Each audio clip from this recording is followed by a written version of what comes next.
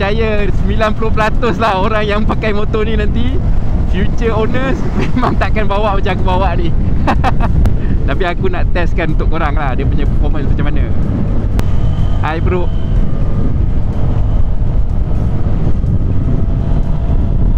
Ini motor ke apa ni? Motor pun bukan, kereta pun bukan. Panas dapat, jam pun dapat.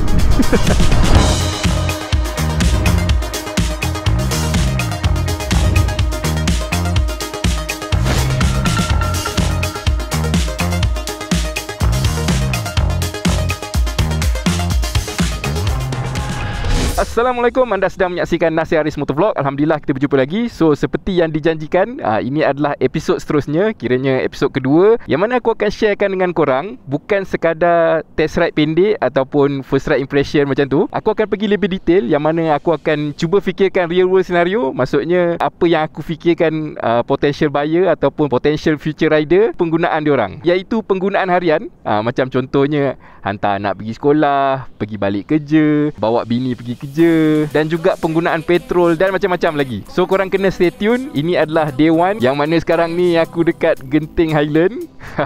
Dan cuaca baru lepas hujan, memang sangat sejuk walaupun sekarang ni pukul 3 lebih. So let's go, kita mulakan episod kedua bersama Nova 250.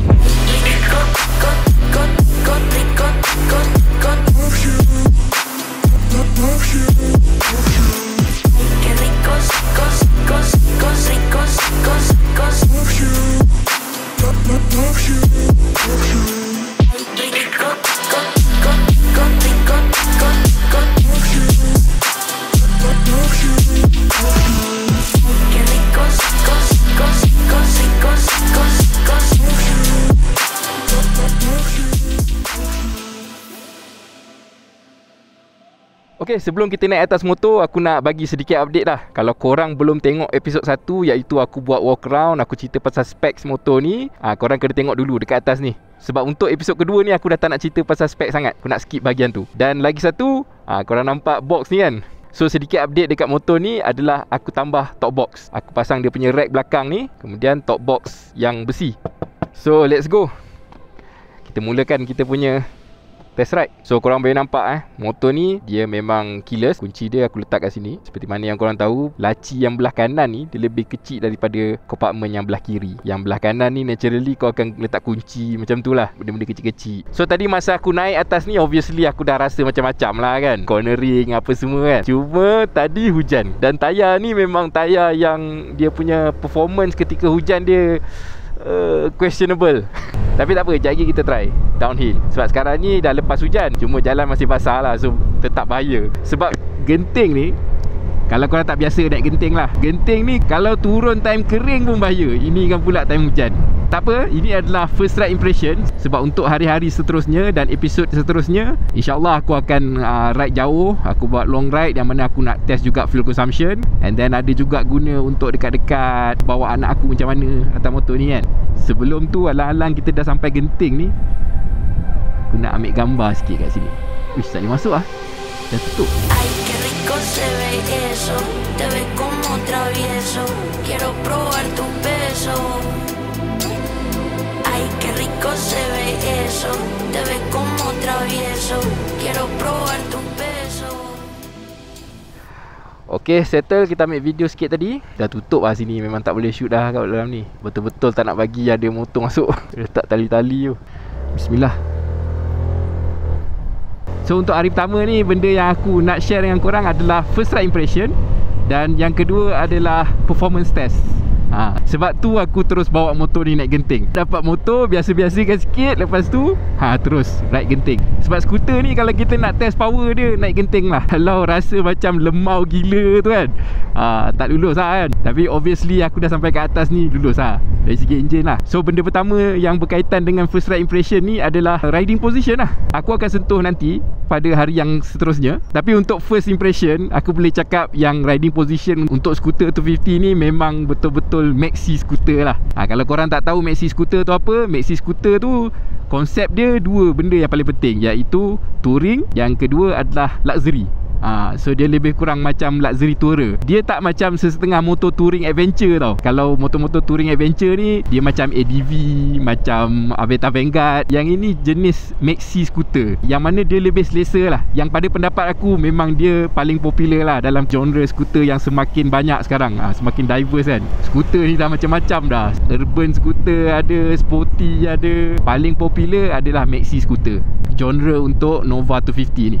Kenapa? Sebab dia sangat praktikal, sangat selesa, dan dia nampak elegan, dan dia ada touch of luxury sikit. Tengok dia punya equipment pun semua macam skrin besar, handlebar kat sini dia tak expose macam tu je, dia ada cover kan, bagi nampak elegan lah design tu. Berbalik kepada riding position tadi, yes, dia memang sangat maxi scooter. Bermula daripada handlebar dia jenis yang agak selesa untuk tangan, bukan jenis yang mengepak, tak terlalu rendah, tak terlalu tinggi juga. So korang punya bahu dia takkan mengepak ataupun dia meninggi ke sampai kau rasa boleh cepat penat kan.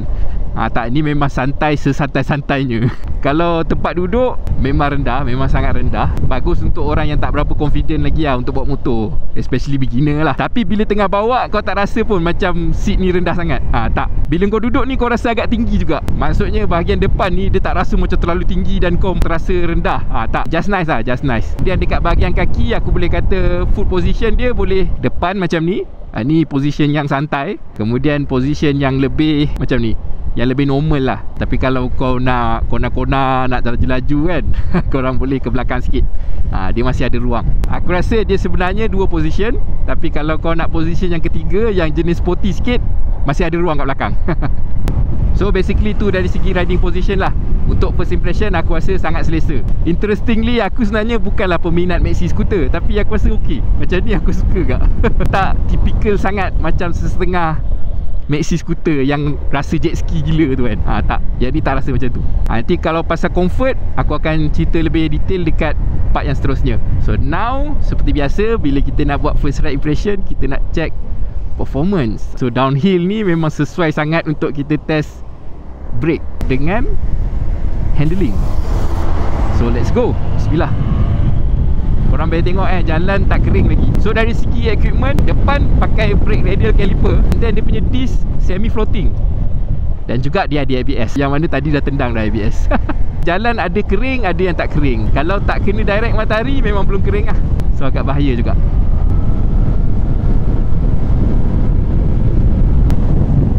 Downhill memang best lah. Tapi jangan lupa diri.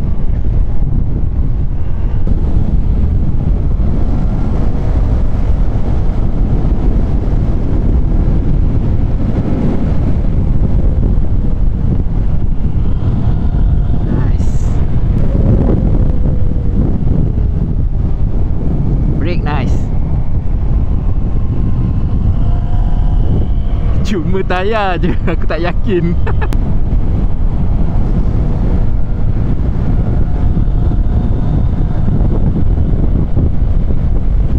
Aku percaya 90% lah orang yang pakai motor ni nanti future owners memang takkan bawa macam aku bawa ni.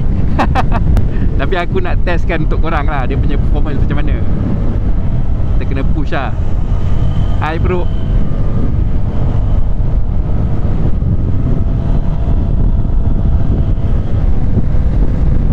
Brake. Turn, yes, yes, yes. Woo.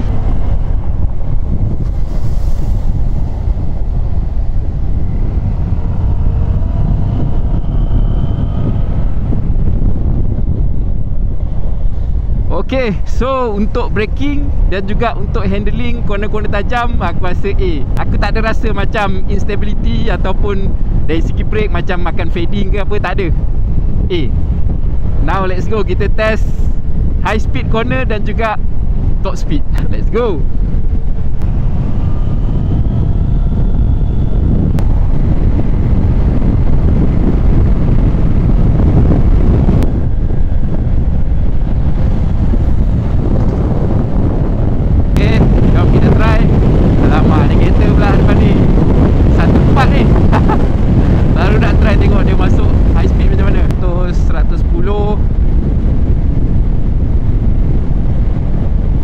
Dia boleh hold corner dengan baik dan tak ada macam wobbling tak ada lah. Mungkin disebabkan suspension dia yang agak firm, dan dia punya rebound tu dia tak memantul tau.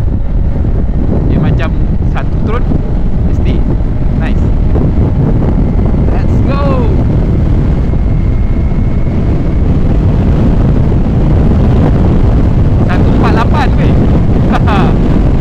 Cut off, 148 cut off. Okay, kita try 14 kita kena tengok macam mana. 148. Hei, tak meyakinkan.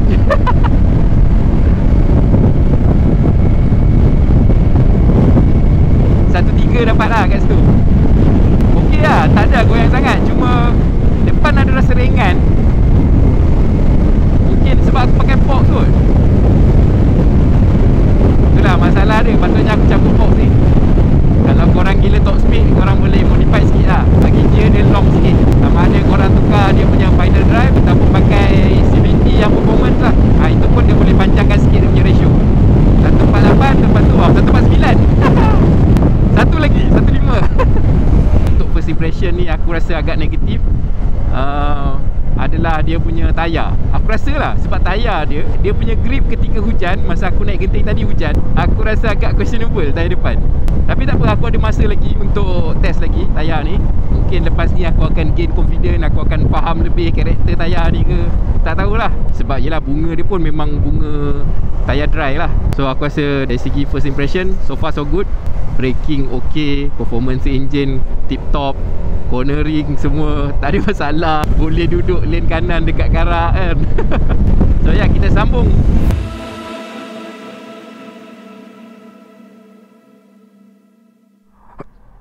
Bismillahirrahmanirrahim. Ok, so pagi ni kita punya test adalah ride pergi kerja. Dan aku bukan hanya solo ride, tapi ada pillion. Dah lambat lah ni kan. Ok, bismillah. Ok, untuk hari ni aku nak test dua benda, iaitu ride pergi kerja. Yang mana aku rasa kalau orang yang nak beli motor ni, dia akan guna secara harian ataupun mungkin sesekali untuk ride pergi kerja. Dan juga kadang-kadang mesti nak bawa wife hantar pergi kerja apa semua kan. Hari ni kita nak test benda tu lah, dua benda tu. Korang boleh tengok sendiri macam mana motor ni handle traffic ketika peak hour, ketika orang semua berbusu-busu nak pergi kerja. Dan juga dalam keadaan bawa pillion. Wife aku dia ada bawa laptop juga. Dia ada bawa dia punya MacBook. Dan dia juga ada bawa typical perempuan pergi kerja lah. Ada bawa kopi lah, ada bawa air lah, macam-macam. Dan wife aku memang sebenarnya memang dah lama gila tak naik motor. Tak tahulah berapa tahun. Dia dah sangat-sangat selesa hari-hari bawa kereta je kan. So hari ni dia macam asal panas sangat ni. Tapi tak apa, nanti aku dapatkan feedback dia macam mana rasa jadi pillion dekat atas skuter 250 ni. So let's go. Dari segi power aku rasa tak ada masalah. Tengok dia boleh cruise 120 pun tak ada hal. Dari perspektif rider kan, korang boleh tengok sendiri lah. Aku still boleh straightkan kaki aku. Bini aku ni memang kalau duduk dia suka duduk depan sikit. Akan makan sikit lah tempat duduk rider kan. Tapi still okay. Aku boleh duduk kaki terunjuk, korang boleh tengok sendiri. And then seat pun tak adalah macam tak selesa ke apa. Sebab aku rasa shape seat ni memang sesuai macam tu. Maksudnya kau duduk depan pun dia masih straight. Dia flat. Macam certain seat tu dia slope ke depan kan. Yang ni tak. Dia agak flat lah. So kalau duduk depan sikit pun tak ada masalah. Masih selesa.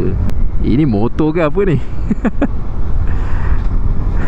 Motor pun bukan, kereta pun bukan. Panas dapat, jam pun dapat. Inilah kelebihannya bila kita bawa skuter ataupun motor lah secara generalnya pergi kerja. Santai gila. Orang semua stres. Kejar traffic light lah, jam lah. Cilok-cilok sampai.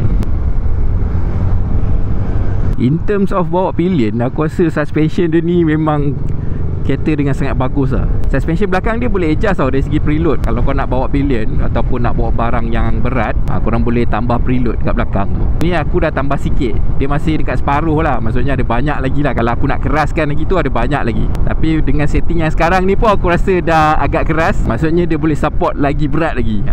Brake downhill. Brake depan dia bagus lah. Memang cukup kuat lah untuk tampung berat dua orang ni kan. Kalau dari segi ride dalam traffic yang sibuk, aku rasa motor ni dia tak boleh lah compare dengan motor skuter 150cc. Tapi somewhat similar. Dari segi feeling rasa motor ni tak terlalu besar. Tapi dari segi berat aku rasa memang noticeable yang motor ni memang 250. Dari segi power dia pun sama juga. Kalau dekat traffic light tu memang terus ke depan je lah motor ni kan. Ok, buka seat. Oh, helmet full face yang besar macam ni pun dia muat kat dalam ni. Tak ada masalah. Panas lah. So, bag laptop. Bye. Bismillahirrahmanirrahim. Okay.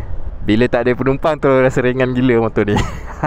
So aku nak komen sikit dari segi perspektif aku lah. Motor ni kalau bawa pergi balik kerja memang tak ada masalah langsung lah. In fact aku rasa dia memang perfect lah. Dia tak adalah terlalu committed sangat macam kau bawa sports bike ke apa kan. Skuter ni jenis maxi skuter kan, jadi dia memang santai.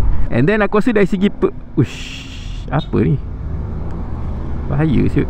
And then aku rasa dari segi penjimatan minyak pun aku rasa dia agak jimat ni. Dari segi motor ni sendiri, dari segi power, dari segi handling apa semua, memang untuk penggunaan pergi balik kerja tu aku rasa memang sangat perfect lah. Kalau korang punya route pergi kerja tu dia lebih daripada 30 km ke kan, dan korang terfikir sama ada nak ambil skuter 150cc ke, dan kau punya route pergi kerja tu one way 30 km macam tu, aku rasa korang boleh consider lah skuter ni. Sebab dia 250cc kan.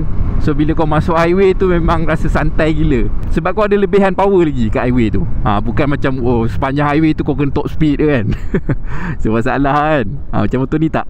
Motor ni cruising 110 tu memang tak ada masalah. Memang sempoi, riding position pun selesa. Kau boleh julur kaki kan kat highway. Tapi aku memang akan recommend untuk korang duduk macam ni, kaki kat floorboard yang biasa ni, bila kau bukan dekat highway. Hanya dekat highway je kau straightkan kaki. Sebab kalau straightkan kaki ni aku rasa macam dia bukan dalam keadaan yang sedia kan. So agak bahaya. Make sense lah kan. Agak bahaya kalau kau terlalu santai. Okey, sikit je aku nak tambah untuk habiskan video daily usage aku bersama dengan Aveta Nova 250 ni. First kali aku nak minta maaf sebab aku tak boleh nak share semua benda sepanjang lebih kurang 3 minggu aku menggunakan skuter ni. Mainly sebab privacy lah. Contohnya aku tak share lah aku hantar anak aku pergi sekolah apa semua kan. Nanti korang tahu pula dia sekolah mana. Benda tu semua tak ada berkaitan dengan skuter ni. Jadi tak apalah kalau aku tak nak share kan. Aku just share dengan korang yang anak aku dia memang suka gila naik skuter ni. Sebab apa? Sebab mainly sebab seat ni dia memang sangat lebar. So bila aku duduk tu ada ruang banyak lagi depan ni untuk dia duduk kat depan ni. So memang selesa lah dia naik atas motor ni. So seronok lah dia kan. Aku memang tak ada masalah lah untuk ambil dan hantar anak aku dari sekolah dia. Skuter ni dah berjaya berkhidmat dengan sangat cemerlang. Sebab dia adalah dia punya saiz. Dia tak terlalu kecil atau terlalu besar. So bila kita pakai dekat-dekat apa semua ni kan, macam nak hantar pergi sekolah, pergi kedai, runcit apa semua, tak rasa kekok lah. Memang sedang elok lah. Satu lagi yang aku nak tambah adalah fuel consumption. Secara average aku dapat lebih kurang 28 ke 30 km per liter. Aku percaya, aku yakin nanti korang pakai skuter ni korang akan dapat mungkin lebih lagi lah, lebih jimat lagi, mungkin 32 km per liter ke macam tu. Sebab kalau korang tengok video aku, korang tahu yang aku bukanlah yang jenis jimat. So aku memang alu-alukan lah korang komen kat bawah bila korang pakai skuter ni nanti, sharekanlah fuel consumption korang. Sebab bila kita bercerita pasal fuel consumption ni, kita tak boleh lari daripada banyak faktor. Sangat-sangat bergantung dengan cara kita bawa, jenis route yang kita pilih, sama ada banyak masuk highway ke apa kan, dan adakah kita kerap bawa muatan ataupun pillion. Tiga benda ni aku rasa memang sangat mempengaruhi fuel consumption. Satu benda yang aku jumpa bila aku pakai daily ride ni, ada benda yang aku rasa macam aku annoying, iaitu benda kat dalam ni. Benda ni kat sini kau nampak ada USB port kan, boleh charging kat sini lah. Problem dia adalah, kau tengok dia kat sini. Ni kabel korang So bila aku cucuk ni, somehow dia dah menghalang aku untuk letak telefon kat sini. Bukan tak boleh, memang boleh je kan. Aku letak je lah, lepas je. Banyak je gap ni. Cuma annoying lah. Kenapa dia dekat tengah-tengah macam ni kan. So setiap kali aku nak masukkan barang dalam ni, aku nak letak glove ke, aku nak letak apa-apa kan, aku kena cabut, simpan balik, lepas tu baru aku boleh letak. Aku nak letak botol air ke apa kan. Aku rasa benda tu tak ada masalah, cuma dia annoying. Tapi ada solution sebenarnya. Korang kena beli kabel yang dia punya shape kat sini L. Kalau korang dah pasang kabel yang jenis macam tu, memang tak ada masalah lah, sebab dia dah tak block lagi dah. Itu je lah. Aku macam sepanjang aku pakai 3 minggu ni, aku rasa itu je benda yang aku rasa annoying. Lain semua aku rasa tak ada masalah. Semua okey je. So aku tak ada nak bagi kesimpulan ke apa, sebab kita ada 3 episod lagi yang akan datang. So korang kena stay tune. Kalau korang ada soalan, korang tulis je kat bawah. Korang tulis je kat bawah. InsyaAllah kalau ada kesempatan, mana tahu aku boleh jawab dalam video seterusnya. Untuk video ni kita habiskan kat sini je dulu. So seperti biasa, jangan lupa like video ni, share dan subscribe. Assalamualaikum.